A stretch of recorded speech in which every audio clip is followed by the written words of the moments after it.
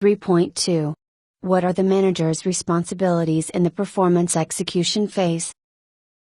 Essentially, performance execution consists of two major responsibilities for the manager. The first is to create the conditions that motivate people to perform at an excellent level. The other is to eliminate performance problems when they arise. The manager also has some other responsibilities in the performance execution phase of the process. They are: maintaining performance records, updating objectives as conditions change, providing feedback and coaching for success, providing development experiences and opportunities, reinforcing effective behavior, conducting a midterm review meeting. Tell me more. Maintaining performance records. Every manager has to keep track of how well the people in the department are doing.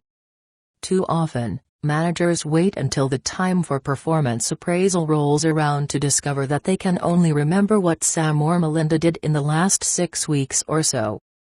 That's why it's important to maintain good records of individuals' performance during the entire year. Don't make the mistake of only keeping track of performance problems.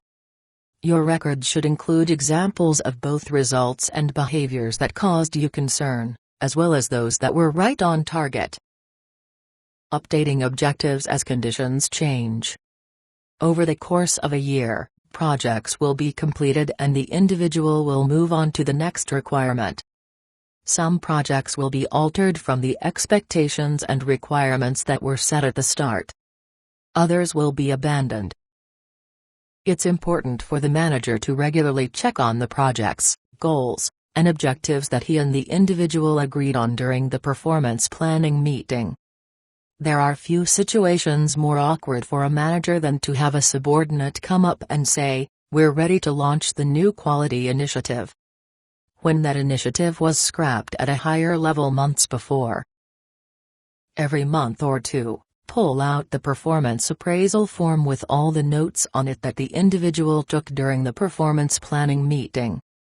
Read over the goals, objectives, and key responsibilities to make sure that they are as appropriate today as they were when the plan was set. If a project has been completed, note when it was finished, what the results were, and how well the individual performed. If a goal needs to be revised, get together with the individual who's responsible for it and explain the new requirements. If an objective needs to be moved up or down the priority scale, move it. Providing feedback and coaching for success. Unless someone tells them differently, most people believe that they are doing a good job and are meeting the organization's expectations. Providing routine and ongoing feedback is one of the characteristics of an effective manager. Ideally, people should be able to track their performance independently of their manager's feedback.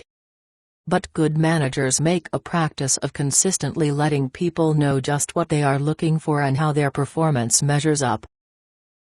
Providing developmental experiences and opportunities. People develop when they are presented with challenging situations, when they successfully complete the demands posed by those challenging situations, and when they reflect on what they did well and what they would do differently the next time a similar situation arises. Managers can accelerate the development of their people by making sure that they are intentionally presented with situations that will force them to learn and to grow. Reinforcing effective behavior. Years ago, in one of the first rigorous studies of what works in performance appraisal and what doesn't, General Electric discovered that criticism of an individual's performance doesn't usually result in significant performance improvement.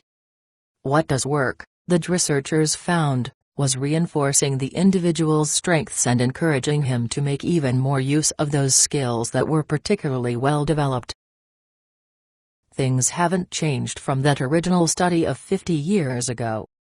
Building on strengths almost always provides better performance than trying to shore up weaknesses. Of course, people problems have to be identified and resolved.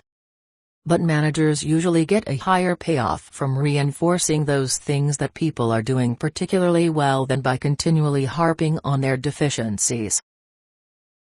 Conducting a midterm review.